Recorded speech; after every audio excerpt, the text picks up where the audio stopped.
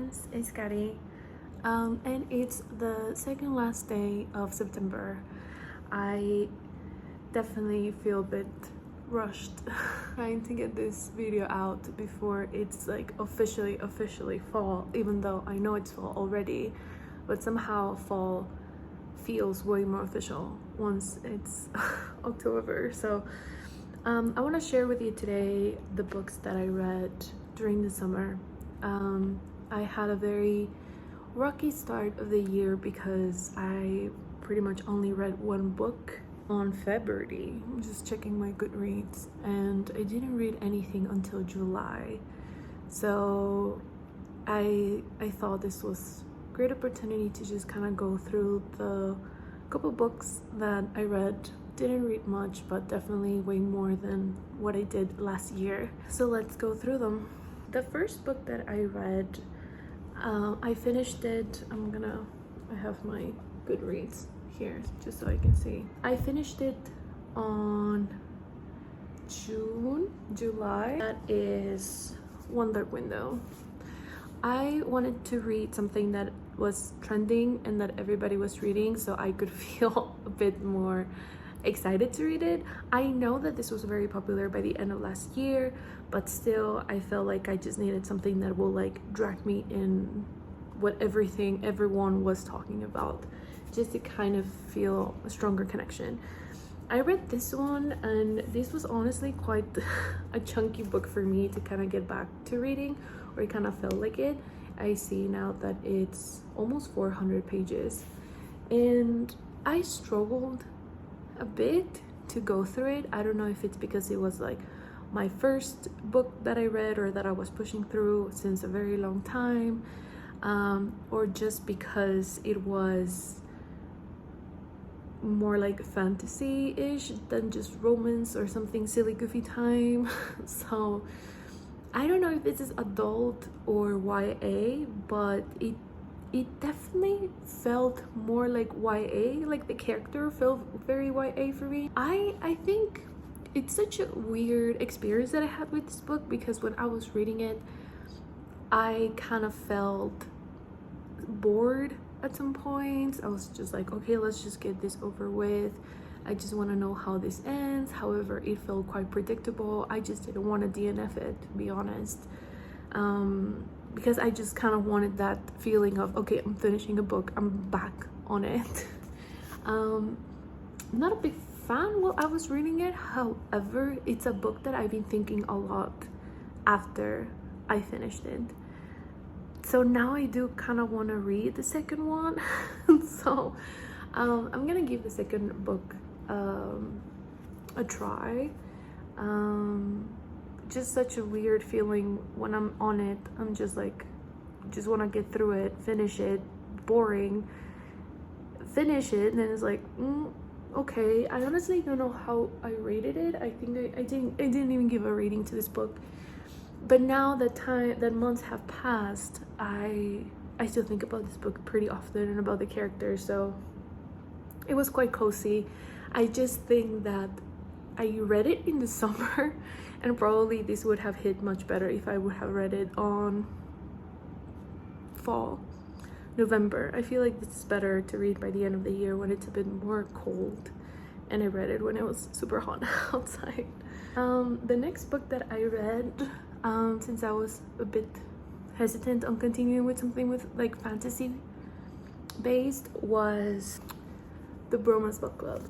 I had this book for a very long time, probably 3-4 years already on my TBR, and for some reason I just didn't get to it, but I decided to give it a chance. I read it pretty fast. I finished it just a couple days after One Dark Window, so it probably took me like a week to read it. I try to read just one book at a time because I'm not very good at reading multiple books at the same time, and I liked it a lot. Here we're following Gavin and Thea and a marriage, and just kind of the struggle of a marriage.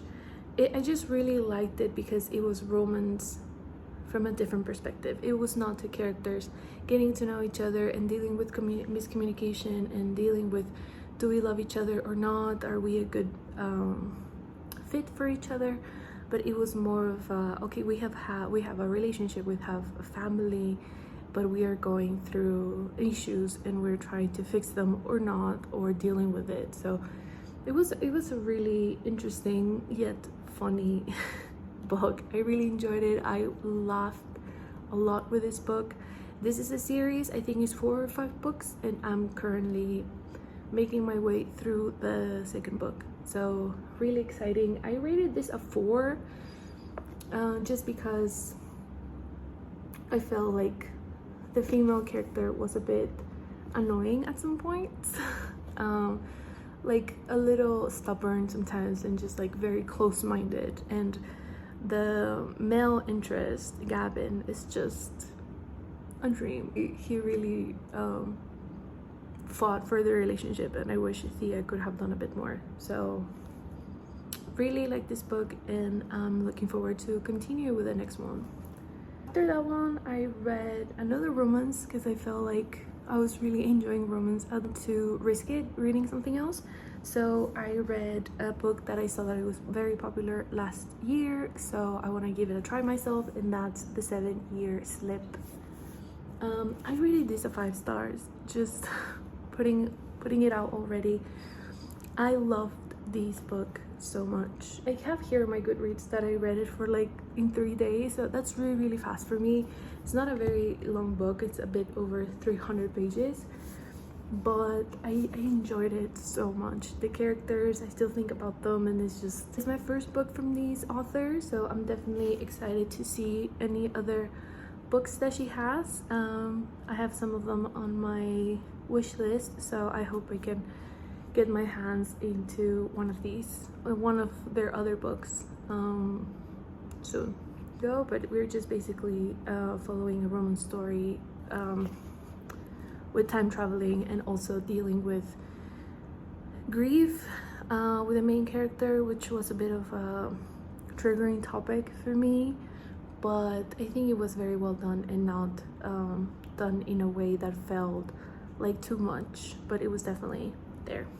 Those are basically the books that I read on July, and then on August I read A Study of Drowning. Again, I feel like I bought books that were very popular last year, like Wonder Window, The 7-Year Slip, and this one. I don't know, still I think that sprayed edges are such a topic nowadays, when people either love them or hate them. I do like these edition quite a lot. It's very pretty, but I don't know how I feel about the sprayed edges. The sprayed edges definitely look way prettier on camera than on person. I rated this a 4 star. Again, I don't know if this is a YA or adult. It definitely read and felt like a YA. Very similar to what happened and how I felt with One Dark Window. While I was reading it, I felt bored, honestly. Sometimes I just felt a bit bored. I kind of just wanted to have the book over, like be done with it. I did see some videos about people kind of complaining about the ending, and yeah, I guess it felt kind of weird. It kind of felt like just like the resolution just right there in like a couple paragraphs, and that was it. It didn't bother me that much. I guess it bothered me a bit more the dialogues, or the way the main character approached certain situations, or approached the male character that we're following also. I don't remember his name. So I feel like sometimes I felt a bit more annoyed about how Effie was treating Preston, and how she approached several situations. However, this was a very cozy book, was very based on like vibes for me, at least. So again, I read it in the middle of summer. Definitely not the best choice. I wouldn't recommend for you to read these during hotter months. This is definitely way better. I think it will hit way better if read during October, November, December, but I didn't know. I just wanted to get to it. On August, and wow, I've just now realized that I've only read one book on September, and like September is over. That's so embarrassing. August and September, I started the Rebel Blue Ranch series. So first I read Done and Dusted, and then I read Swift and Saddled, and I just finished these maybe a week or 2 weeks ago. As you can see, I was kind of going in between romance fantasy. I mean, the fantasy was not high fantasy at all. It was just like easy fantasy, I guess. Some people might even not call it fantasy at all.